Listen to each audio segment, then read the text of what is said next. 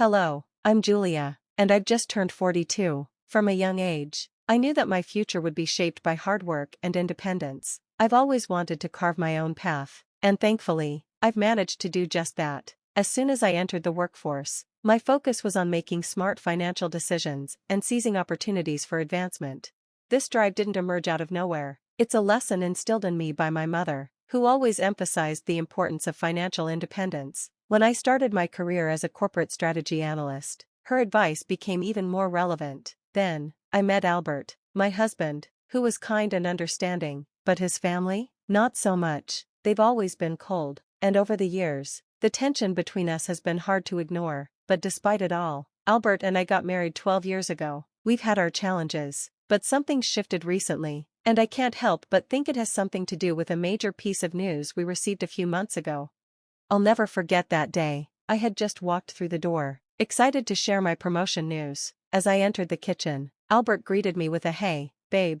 Guess what happened today?" I beamed, still buzzing with excitement.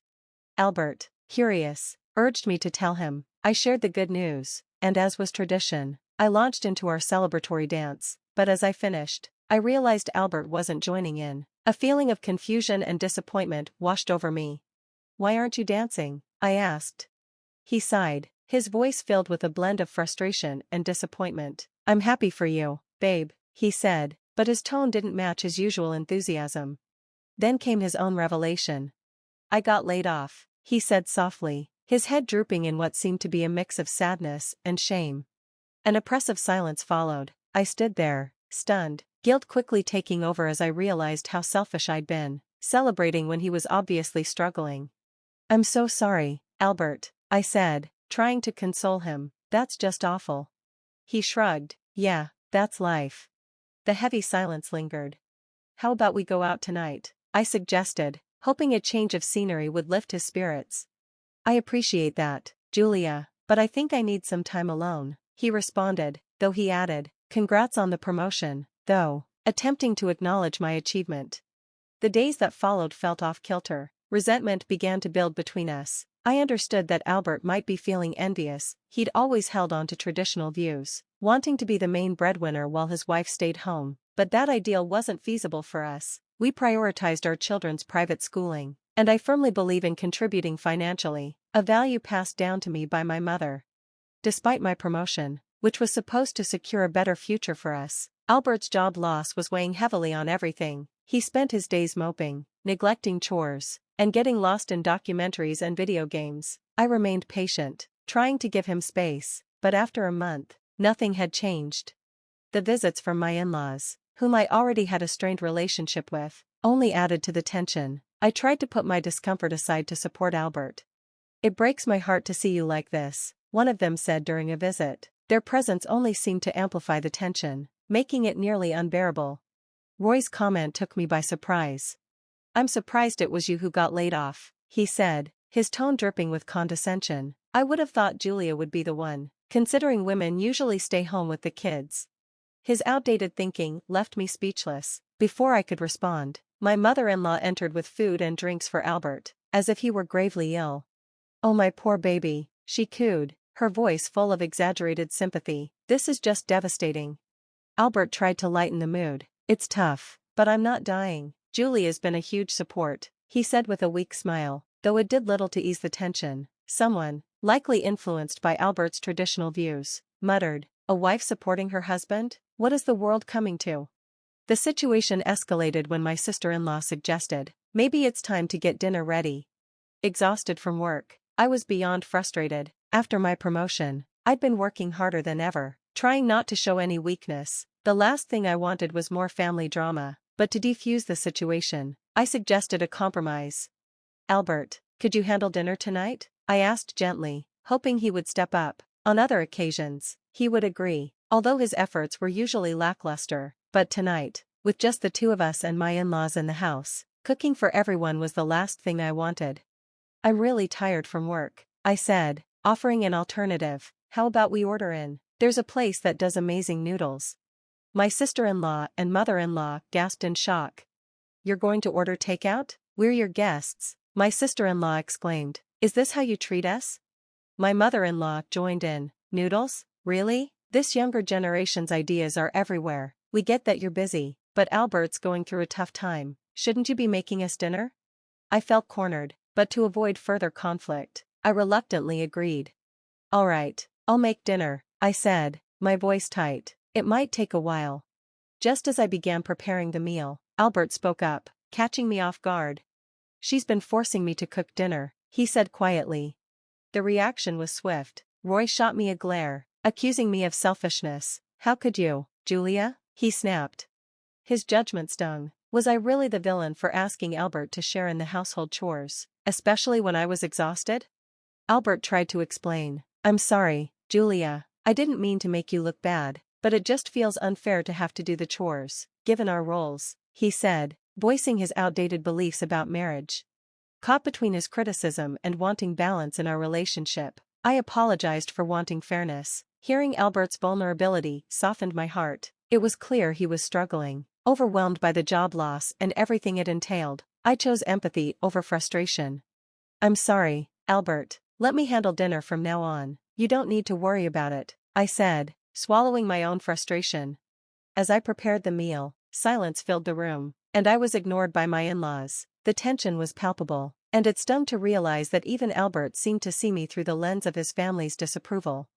From that day on, I took on all the cooking and cleaning, adding to my already high stress levels. Despite my promotion, our finances remained tight. Albert's attitude became more resentful, and his interactions with me grew brief and dismissive. One evening, I decided it was time for an important conversation. Albert, we need to talk about our finances. We can't keep going like this. We need to think about the girls and their future education.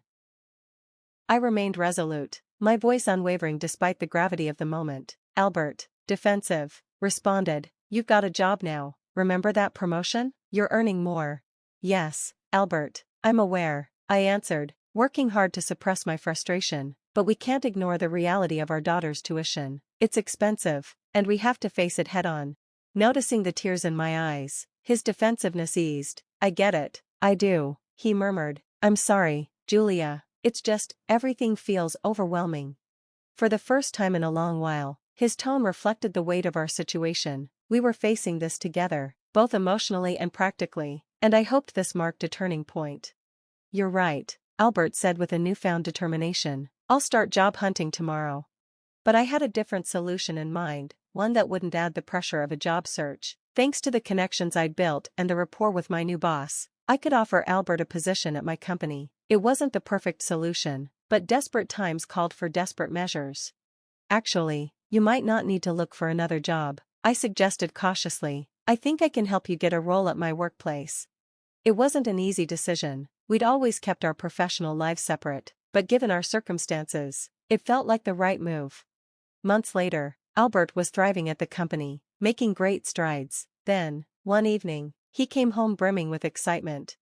I've invited my mom, Abigail, and Roy over for dinner. I've got some important news, he announced, clearly eager to share.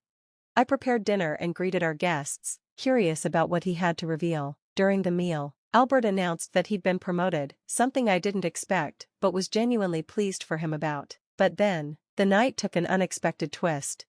Albert handed me a hotel key card. Initially, I thought it was a kind gesture for a night away, but his next words were a crushing blow. No, it's not for us, he said, it's for you. I was stunned, confused, unsure of what was happening. I could tell my in-laws were oddly pleased with the situation, almost as if they'd been waiting for this moment. What's going on? I asked, my voice barely above a whisper.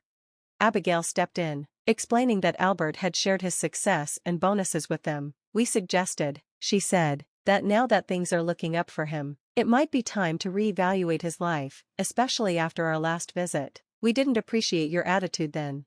My heart dropped. They were implying that Albert and I should take a break because they believed I was mistreating him. Now that he was financially stable, they thought it was time for him to make a fresh start, without me.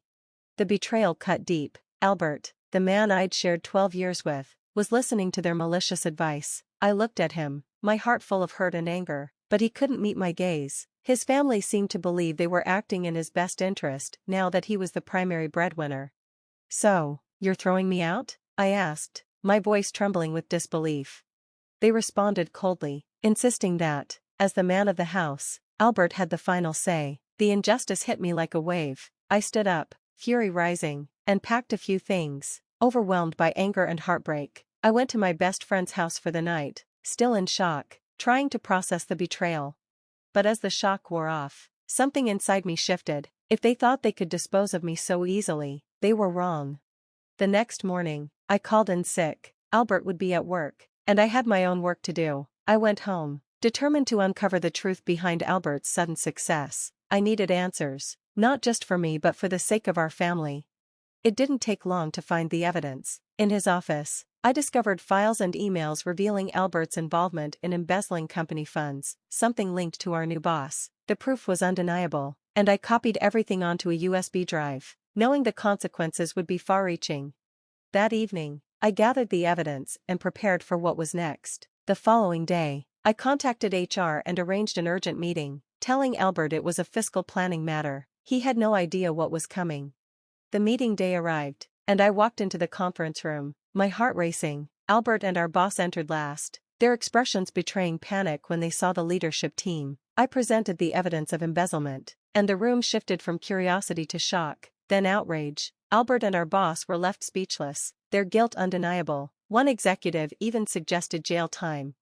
Throughout the ordeal, Albert glared at me, angrily trying to discredit me, shouting that I was lying and threatening to ruin me. But I stood firm. This wasn't about revenge, it was about justice.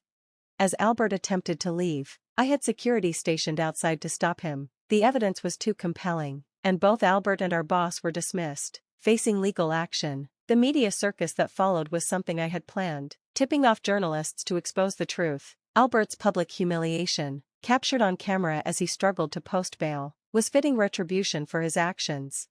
In the aftermath, further investigation revealed that my brother-in-law, Roy, was also involved. The family's conspiracy ran deeper than I had ever imagined. My mother-in-law and sister-in-law had been scheming to get rid of me because I was standing in the way of their criminal activities. The truth was out, and the consequences were dire.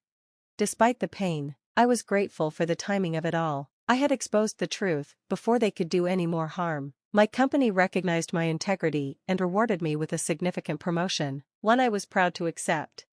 As for Albert, divorce was inevitable. Staying married to someone involved in criminal activity wasn't an option. With my newfound financial security, custody of our children was no longer a concern. The future ahead was bright, and I was ready to embrace it, free from lies, betrayal, and the toxic influence of my former in-laws. This was a new chapter in my life, one where actions had consequences, and I was finally in control of my own fate. Thanks for watching. See you in the next video. Stay stunned.